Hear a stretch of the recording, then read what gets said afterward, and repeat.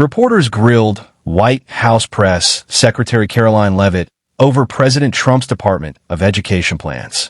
With $3 trillion spent and test scores still dropping, the big question remains, will cutting back the Department of Education fix the system, or is this a risky move? Stay tuned as we break it all down. Karoline, what do you say to critics of the president's education plan? Where was their criticism of our nation's failing test scores for the last several decades? The Department of Education was founded in the 1970s, and since then we have spent more than $3 trillion at this federal bureaucracy. What has been the return on that investment for the American taxpayer? Levels that are less than ideal, less than proficient. Our children's test scores are incredibly concerning when it comes to reading rates, literacy rates, math, and science test scores. The numbers prove that, and this president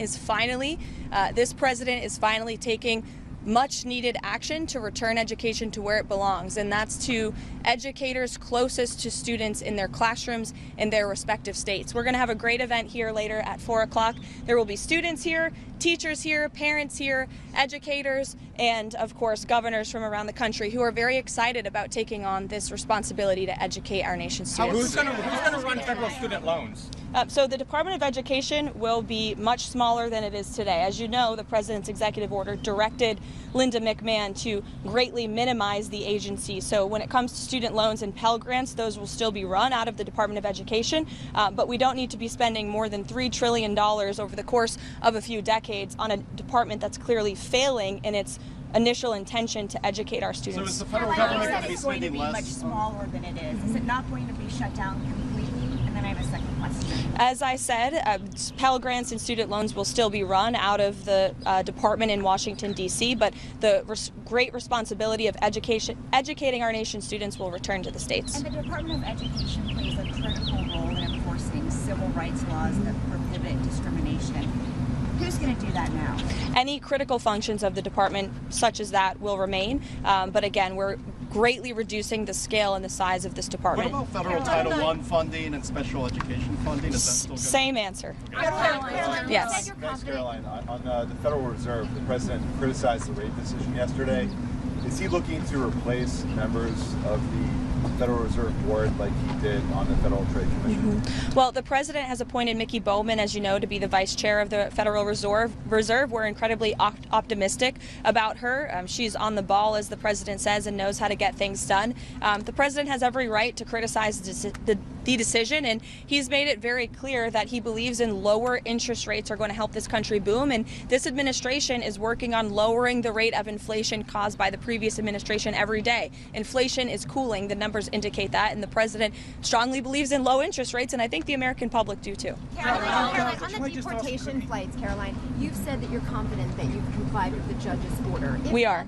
Case, then why not turn over the information about the flights? We are 100% confident that we've complied, and as I said from the podium and will continue to say, all of the flights that were subject to the written order of the judge took off before the written order was pushed in the courtroom, and the president is well within his Article 2 power and his authority under the Alien Enemies Act to make these decisions, and we think it's egregious that a single district judge is trying to tell the president of the United States who he can and cannot deport from our soil, especially when it comes to designated foreign terrorists. What about the turning over that information? Jeff, go ahead. The administration is getting some attention this week for a memo that was released, I think, a couple weeks ago, taking segregation out of the criteria for federal contracting. Can you explain what that memo was supposed to do, and if you're looking to, I presume you're not looking for segregation to come back, but can you explain what the reason for the memo was? Did the memo come from the White House, or was it from an agency?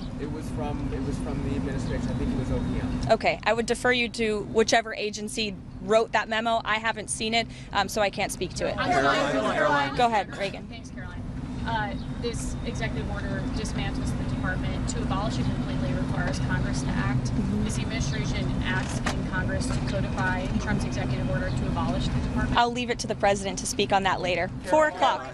Sure. Anything is the president doing about Gaza? Is he trying to get the ceasefire back in play? What's his plan?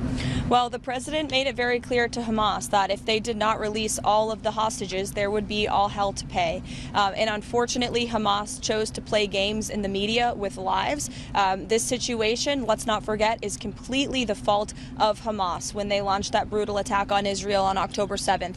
And the president has made it very clear that he wants all of those hostages to come home, and he fully supports Israel and the IDF and the actions that they've taken in recent days. Michael. Go ahead, Michael. The president would like to see American schools and students reach over the next 4 years after he signs this EO? Well, again, in the intent of this EO is to return this great responsibility back to the states. And we know, we believe in federalism here at the White House. I know the previous administration didn't, but we think decisions are best made when they're closest to the people. And we trust teachers and educators in their respective schools to make these very important decisions about our children's education and their futures. And the current status quo is failing our students. In fact, I have some facts right here.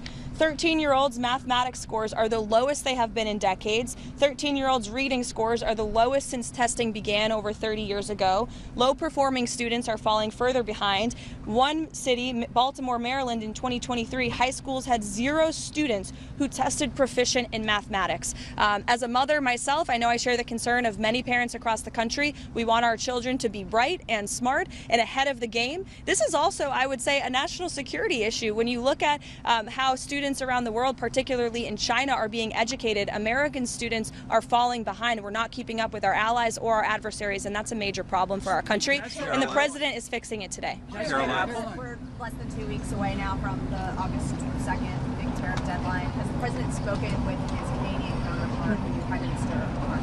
Not to my knowledge, I don't believe he has, but I can check in with the president and get you a firm answer on that. But my understanding is they haven't spoken, and the president has been very clear about his intention for April 2nd. It's going to be a big day for our country. I would encourage all of you to be here to cover the White House that day on April 2nd because there will be big announcements when it comes to reciprocal trade.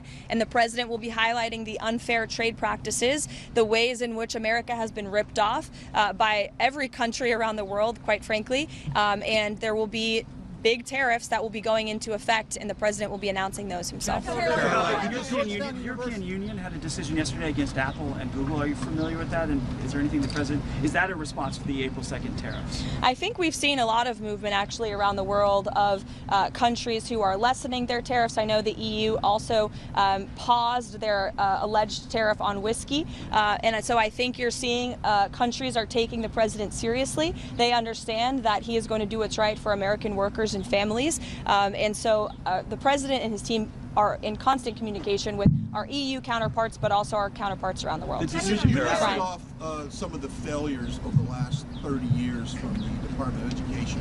So for critics, what has been the ROI on $3 trillion going to a failing education system? It's a great question. Nothing. And that's exactly why the president is signing the order later today. Yeah, but with the executive order today, is it also the goal to eventually be spending less in federal dollars on education? Of course. It's our goal to reduce the size and scale of this government across every agency, which is why you've seen very strong and quick actions taken to reduce the amount of money that federal taxpayers are paying on a system that is failing them and their families. But does that mean like eventually downsizing some of the programs that are run out of the education department currently? It means stopping the wasteful spending, and as I said, critical programs will be protected. So Karoline, we have this noon deadline looming for this D.C. judge for the DOJ to turn over these documents when it comes to the time logs of these deportation flights. Is the administration going to turn over that information, the exact time logs, the information that the D.C. court is asking for? I won't get ahead of our lawyers, but you'll hear from them in court. And a follow-up question. The Commerce Secretary yesterday said that Tesla stock is something that Americans should be buying. Is that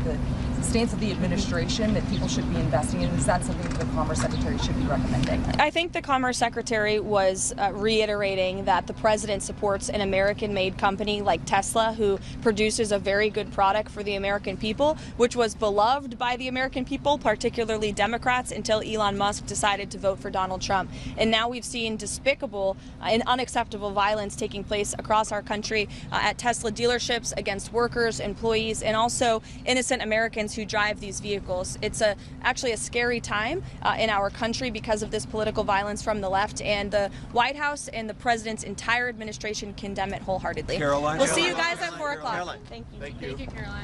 What do you think? Should education be left to the states or managed federally? Drop your thoughts in the comments. And don't forget, like, subscribe, and hit the bell for more updates.